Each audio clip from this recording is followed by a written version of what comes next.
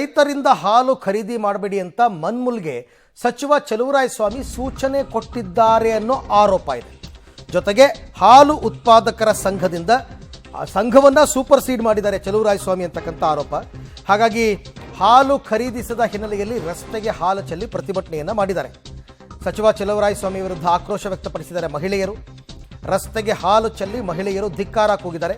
ಮಂಡ್ಯ ಜಿಲ್ಲೆ ನಾಗಮಂಗಲ ತಾಲೂಕಿನ ಕಾಡಂಕನಹಳ್ಳಿ ಗ್ರಾಮ, ಅವ್ರದೇ ಕ್ಷೇತ್ರ, ಅದು ಚಲುವರಾಯಸ್ವಾಮಿ ಅವ್ರದೇ ಕ್ಷೇತ್ರ, ಕಾಡಂಕನಹಳ್ಳಿ ಅಂತ. ಆ ಕಾಡಂಕನಹಳ್ಳಿ ಗ್ರಾಮದಲ್ಲಿ ಅವ್ರ ಪಾಪ ಡೈರಿಗೆ ಹಾಕಕ್ಕೆ ತಂದಿದ್ದ ಹಾಲನ್ನೆಲ್ಲ ಚೆಲ್ಲಿದ್ದಾರೆ ನೋಡಿ, ರೋಡ್ಗೆ ಚೆಲ್ಲಿದ್ದಾರೆ.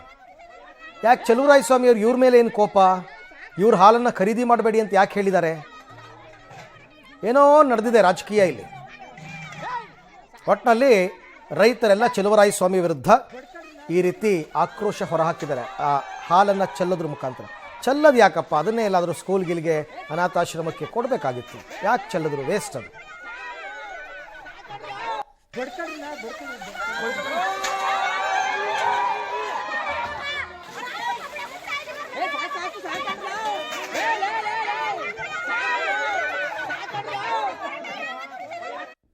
ಈ ಬಗ್ಗೆ ಮತ್ತಷ್ಟು ಮಾಹಿತಿ ನನ್ನ ಕೊಲೀಗ್ ರೋಹಿತ್ ಅವರಿಂದ ಪಡ್ಕೊಳ್ಳೋಣ. ರೋಹಿತ್, ಇವರೆಲ್ಲ ಈ ಥರ ಹಾಲನ್ನ ಇಷ್ಟು ಚೆಲ್ಲಿ ವೇಸ್ಟ್ ಮಾಡ್ತಾ ಇದ್ದಾರಲ್ಲ, ಏನು ಕೋಪ, ಏನು ನಡೆದಿದೆ ಇಲ್ಲಿ ಅಂತ?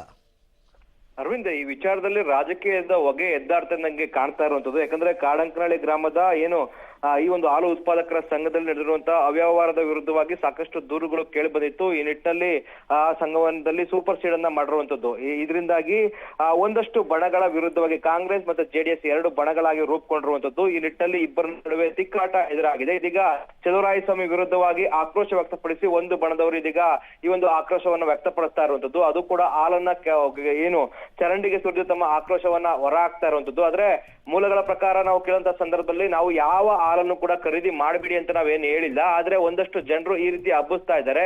ಅದನ್ನ ಇಟ್ಕೊಂಡು ಒಂದಷ್ಟು ಜನರು ಹಾಲನ್ನ ಸುರಿದಿದ್ದಾರೆ ಅಂತೇಳಿ ಕೂಡ ಅಧಿಕಾರಿಗಳು ಮತ್ತೆ ಜನಪ್ರತಿನಿಧಿಗಳು ಕೂಡ ಹೇಳ್ತಾ ಇರುವಂತದ್ದು. ಇದೀಗ ಆ ಒಂದು ಸ್ಥಳದಲ್ಲೂ ಕೂಡ ಪೊಲೀಸರು ಕೂಡ ಸ್ಥಳಕ್ಕೆ ಹೋಗಿರುವಂತದ್ದು. ಸದ್ಯ ಪರಿಸ್ಥಿತಿ ಹತೋಟಿಗೆ ಬಂದಿರುವಂತದ್ದು. Arvind. Right Rohit, thank you ತಮ್ಮೆಲ್ಲ ಮಾಹಿತಿಗಾಗಿ.